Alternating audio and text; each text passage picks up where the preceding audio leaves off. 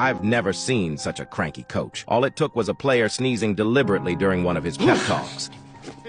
I said, get out. You kidding me? That was enough to get him fired for another outburst of violent coaching. After that, no school in any major city wanted to touch him. Out of options, White had no choice but to apply for a job at one of the worst, most underfunded high schools in California. The principal was stunned the moment she saw his record. Not only had he used physical punishment repeatedly, but he'd once even injured the chairman of the school board. Still, she saw potential in him, and his teaching skills were undeniable, and frankly, no one else was applying for the job. So, she decided to ask him a few questions. What are the chances of it happening again? It's not going to happen again. Pleased to hear it, because you're running out of options, Mr. White. And just like that, White was back in the classroom. But on the very first day, a group of students crossed the line. 3 kids skipped class before he could even finish roll call. Their excuse? Their mom needed them home early to work the fields. Another student mocked him in front of the class, saying his name sounded like a grocery store brand. White nearly lost it, but then he remembered the promise he made to the principal. So instead of exploding, he calmly told the students to run a lap around the field and dismissed the class. This new White wasn't here to fight anymore. All he wanted was to teach, save up, and one day move his family back to the city. But during the next football game, he couldn't hold it in any longer. One of the players was violently tackled, flattened by someone way bigger than him. He couldn't even get up, groaning in pain as teammates helped him off the field.